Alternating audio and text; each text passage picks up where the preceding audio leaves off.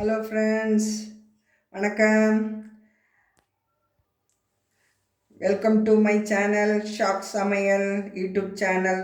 நான் இப்போ கோதுமாவும் ரவையும் கலந்து சோபைக்கு பூரி ரெடி பண்ண போகிறேன். வாங்க அதுக்கு செய்முறையை காட்டுறேன்.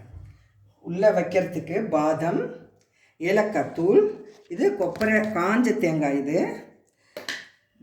முந்திரி பருப்பு சிறிதளவு தான் எடுத்துருக்குறேன். இது மாவு பிசைன்றதுக்கு கொஞ்சோண்டு ஒரு சிட்டிக்கு உப்பு, அதாவது பிங்க் சால்ட்டு, இது வந்து சோடா ஒரு சிட்டிக்கு கொஞ்சம் சோடா. இது உள்ளே வைக்கிறதுக்கு சோபைக்கு பூரிக்குள்ளே வைக்கிறதுக்கு சுக்காநாரல், ஏலக்காய், பாதம், எள்ளு, ஹஷ்கஷ், முந்திரி பருப்பு, சோஃப் அதாவது பெரிய ஜீரகம். இப்போ ரவாயும் கோதுமாவும் ஒரு கப்பு கோதுமாவு எடுத்துருக்கிறேன், ஒரு கப்பு ரவா எடுத்துருக்கிறேன்.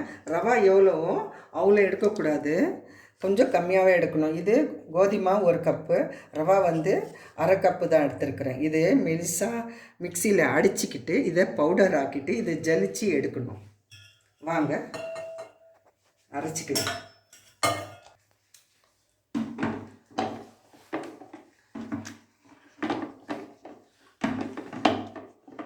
அரைச்சிக்கலாம்.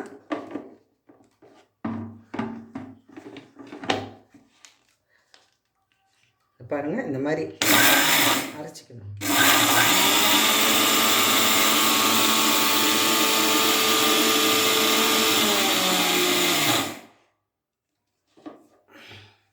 எதுக்காக அரைச்சிக்கணும்னா, கோதுமை மாவு வந்து நெய்ஸாக இருக்கும்ல, இந்த பாருங்கள், இதுவும் நெய்ஸாக இருக்கணும்.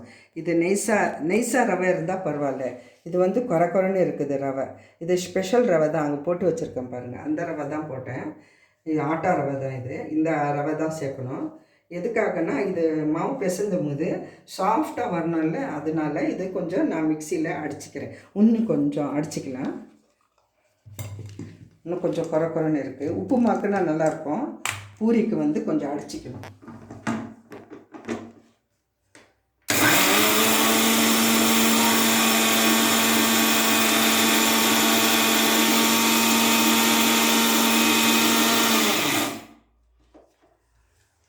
நல்லா நைஸாக இருந்தால் ஜலிக்க தேவையில்லை.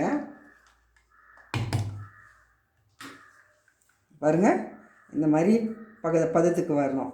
வந்தால் கொஞ்சம் ஜலிச்சிக்கலாம். ஜலிச்சா தான் கொஞ்சம் நல்லா சாஃப்டாக வரும் பூரி. முதல்ல கொஞ்சம் ஒரு சிட்டிக்கை, பாருங்கள், ஒரு சிட்டிக்கை சோடா, இட்லி சோடா, இது ஒரு சிட்டிக்கை தான் போட்டிருக்கிறேன். பாருங்கள், ஒரு சிட்டிக்கை பிங்க் கலர் சால்ட்டு, ஒரு சிட்டிக்கை தான் போட்டுக்கணும். இப்போ சின்ன ஜல்லாடை வச்சு நம்ம பொறுமையாக ஜலிச்சிக்கணும்.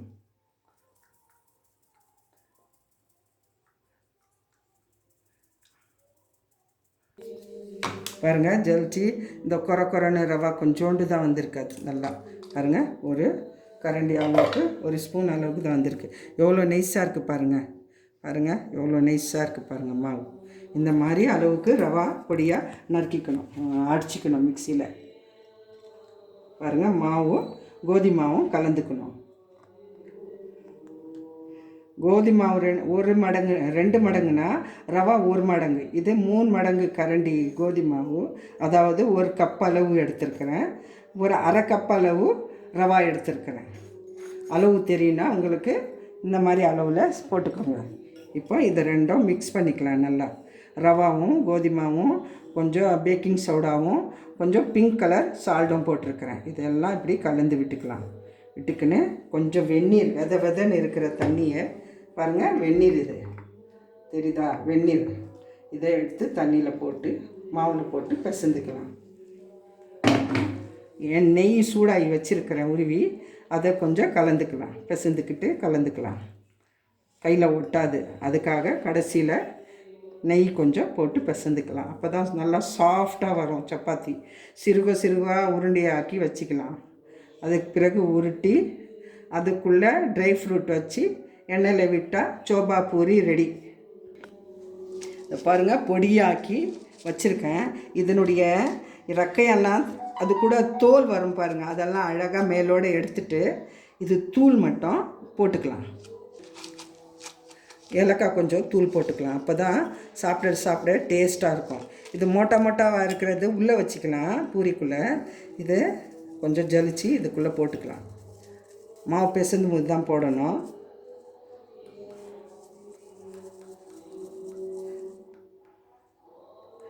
பாருங்கள், இந்த மாதிரி இருக்கிற தோல் இருக்கும் பாருங்கள், அந்த தோலெல்லாம் தனியாக வச்சுக்கலாம். இந்த தூள் மட்டும் இதில் போட்டு பிசைந்துக்கலாம். பாருங்கள், நெய் உருவி வச்சுருக்கிறேன். ஒரு 2 ஸ்பூனு இது மாவு கூட போட்டு பிசைந்துக்கலாம்.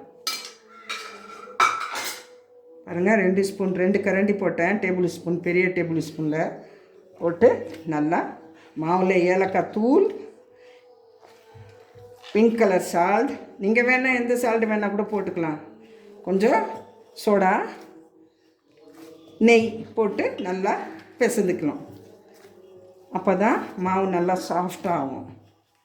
பூரி நல்லா, ஏன்னா அதுக்குள்ளே இது தானே சுக்கா ட்ரை ஃப்ரூட் தானே வைக்க போகிறோம். அதனால் பூரி நல்லா சாஃப்டாக இருந்தால் குழந்தைங்க நல்லா விரும்பி, பெரியவங்களேருந்து வயசானவங்க வந்து குமரிங்க வரைக்கும் சாப்பிட்லாம். நல்லாயிருக்கும். நீங்கள் ஒரு மாதம் கூட வச்சு சாப்பிட்லாம். தீபாவளி எல்லாம் வருது பாருங்கள். இந்த மாதிரி வச்சு முதல்லையே ஒரு 10 நாள் முன்னாலே செஞ்சு வச்சு பிள்ளைங்களுக்கு கொடுக்கலாம். நெய் ஊற்றி நல்லா நான் சொன்னதெல்லாம் போட்டு இந்த மாதிரி பிசைஞ்சு வச்சுக்கணும். ஒரு 5 நிமிஷம் விட்டுடணும். இந்த மாதிரி பாருங்கள், அமுங்குனா இந்த மாதிரி அமுங்கணும் மாவு. பாருங்கள், இவ்வளோ சைஸில் தான் உருண்டை ஆக்கணும். சின்னதாக உருண்டை ஆக்கி வச்சுக்கின்னு இந்த மாதிரி ரவுண்டாக உருட்டி வச்சுக்கின்னு அதுக்கு பிறகு ட்ரை ஃப்ரூட்டு உள்ளே வச்சுக்கலாம். முதல்ல உருண்டை இவ்வளோ சைஸில் தான் உருண்டை ஆக்கணும். இவ்வளோ சைஸ் தான் இருக்கணும், நைஸாக இருக்கணும். பாருங்கள், இவ்வளோ சைஸு தான். பாருங்கள், இவ்வளோ சைஸ். பாருங்கள், இது சுக்கா நாரில் பொடியாக நறுக்கி வச்சுருக்குறோம். இப்போது ஏலக்காய் பொடிங்க, இது பாருங்கள், ஏலக்காய் பொடியும் சேர்த்துக்கிறேன். இது பாதாம், முந்திரி, இது பொடியாக அடித்தேன், இன்னும் கொஞ்சம் அரைக்கணும். இதுவும் போட்டுக்கிறேன். இப்போ சுக்கா நாரில் தாங்க அதிகமாக போடணும். இதுக்கு ஏற்றாப்பள்ளி 1 ஸ்பூன் கஷ்கஷ் 1 ஸ்பூன் போட்டுக்கிறேன்.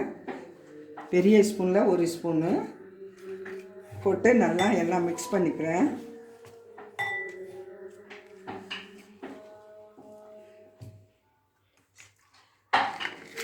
இப்போ ப்ரௌன் சுகர் என் கையில் முட்டி ஒரு கைப்பிடி அளவுக்கு போட்டேன்.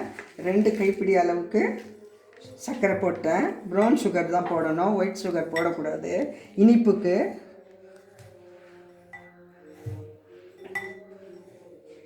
இப்போ இது முந்திரியும் பாதாமும் பொடியாக அரைச்சி வச்சுருக்கிறேன், அதுவும் போட்டுக்கிறேன். இதில் இருக்கிறது முழுசாக இருக்கிறதெல்லாம் எடுத்து வெளியே வச்சுட்டு பொடியாக ஆனது மட்டும் போடுறேன். இதுவும் ஜலிச்சு எடுத்துக்கிறேன்.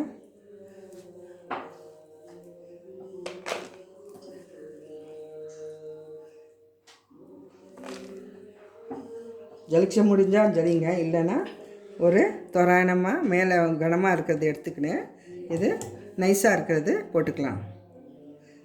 மெண்டு தான் சாப்பிட போகிறோம்.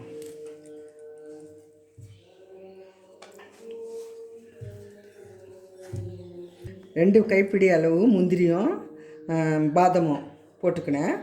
எது நைஸாக ஆச்சோ அதெல்லாம் போட்டுக்கினேன். முழுசாக இருக்கிறதெல்லாம் எடுத்து ஒரு ஓரமாக வச்சுக்கினேன். இன்னொருத்தோட அரைச்சி கலந்துக்கிறேன். பத்தலைன்னா அரைச்சி கலந்துக்கலாம். சோம்பு கொஞ்சம் போட்டுக்கலாம். சோம்பு எதுக்குன்னா ஜீரணமாகவும், பெரிய ஜீரகம் தானே, இது 1 ஸ்பூன் போட்டுக்கலாம். பாருங்கள், 1 ஸ்பூனு இதுவும் போட்டுக்கலாம். எண்ணெய் சூடாகுதுங்க, நான் ஒன்று காட்டுறேன் உங்களுக்கு. இது எல்லாம் கலந்து வச்சுருக்கிற ட்ரை ஃப்ரூட்டு, சுக்காநாறு, கொப்பரை தேங்காய் எல்லாம், அதாவது காஞ்ச கொப்பரை தேங்காய் ரவுண்டாக இருக்கும் பாருங்கள், அந்த தேங்காய் எல்லாம் கலந்து வச்சுருக்கிறேன். இப்போ இதை எடுத்து ஒரு ஸ்பூன் தான் போடணும். போட்டு இப்படி ரவுண்டாக்கி வச்சுக்கணும். வச்சுக்கிட்டு இதை இப்படி மடிச்சுக்கணும். என்னென்னா கொஞ்சம் எண்ணெய் தடவிக்கலாம். ஒட்டலைன்னா இந்த ஓரம் இந்த மாதிரி அமுக்கி விட்டுக்கோங்க. நல்லா அழகாக அமுக்கி விட்டுக்கோங்க. விட்டுக்கின்னு உங்கள் கையிலேயே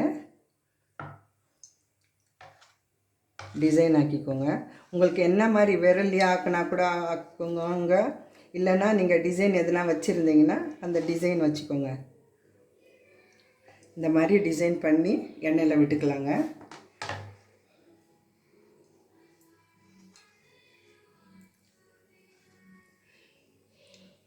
எண்ணெய் சூடாகட்டும்.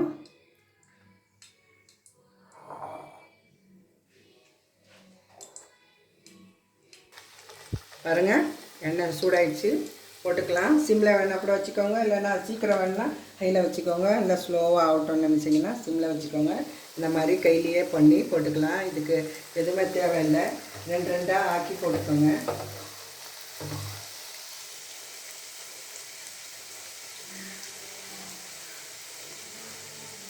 இல்லை உங்கள்கிட்ட டிசைன் இருந்தால் டிசைனாக ஆக்கி போட்டுக்கோங்க. எங்களுக்கு நாங்கள் சிம்பிளாக செய்கிறோம், டிசைனெல்லாம் வைக்கல கையாலேயே. இப்போது பின்னாடி ஆயிடுச்சான்னு பார்த்துக்கிறேன்.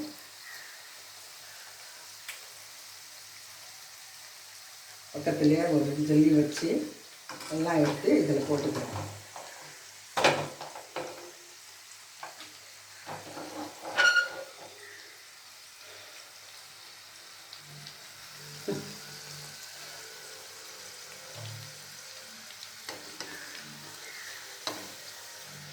பாருங்க, இந்த நிறத்துக்கு ஆயிடணும். பொன்னிறமாக ஆனவனே திருப்பி இப்படி போட்டுக்கோங்க. மெல்லமாக பொறுமையாக திருப்பிக்கோங்க.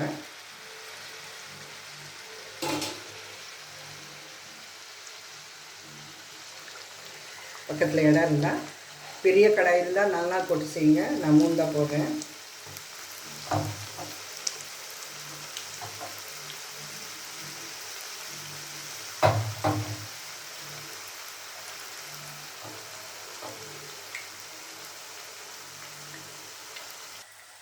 ரெண்டு பக்கமே குக் ஆகிடுச்சு. இப்போ எடுத்துக்கலாம்.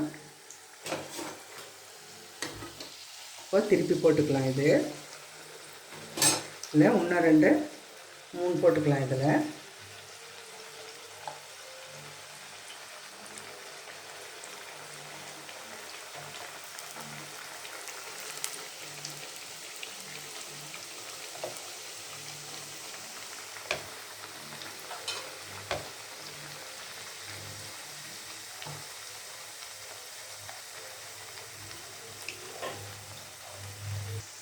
தீபாவளி பொங்கல் வருது பாருங்கள். தீபாவளி முக்கியமாக நீங்கள் பலகாரம் செய்வீங்கள்ல, இந்த மாதிரி செஞ்சு பசங்களுக்கெல்லாம் கொடுங்க. ரொம்ப விரும்பி சாப்பிடுவாங்க.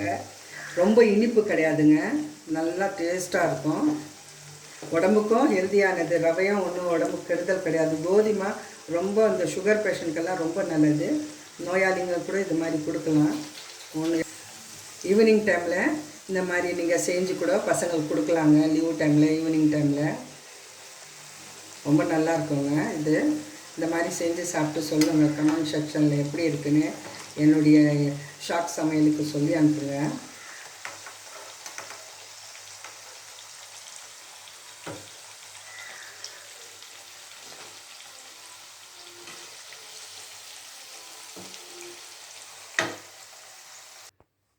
பாருங்கள், 15 சோபா பூரி சுட்டு வச்சுருக்கிறேன். கொஞ்சம் ஒரு கப்பு மாவு எடுத்திங்கன்னா 15 வரும். இன்னும் சிறுவாக செய்யணுன்னா செஞ்சுக்கோங்க, அது உங்கள் விருப்பம். இந்த மாதிரி செஞ்சு சாப்பிட்டு கமெண்டில் எப்படி இருக்குதுன்னு சொல்லுங்கள். நான் இது டேஸ்ட்டு பண்ண போகிறேன். இதுக்கு மேலே பாதமும் முந்திரி பருப்பும் பிஸ்தாவும் போட்டுக்கிறேன். கொஞ்சம் எல்லாம் இருக்குதுல, எல்லாம் போட்டுக்கின்னு நான் இப்போ உங்கள் முன்னாடியே சாப்பிட போகிறேன். சூப்பராக இருக்குங்க. மாவை பூரி சுட்டதை வெறும் வயிற்றுலேயே சாப்பிடலாம். எதுவுமே தேவையில்லை. இதுக்குள்ளே இருக்கிற சோபாவை சாப்பிட்ணுன்னா இப்படி சாப்பிட்ணும். குழந்தைங்கள இப்படி சாப்பிட சொல்லணும். உங்களுக்கு வேணும்னா இதை பாதமெல்லாம் கொஞ்சம் போட்டுக்கோங்க. நாங்கள் அப்படியே சாப்பிட போகிறோம். சும்மா வீடியோக்கு வாஸ்தே இது காட்டுறோம். இந்த மாதிரி சாப்பிட்டு டேஸ்ட் பண்ணி எப்படி இருக்குன்னு சொல்லுங்கள். சப்ஸ்கிரைப் பண்ணுங்கள் என் சேனலுக்கு. Bell button அமுக்குங்க. ஷேர் பண்ணுங்கள். வணக்கம்.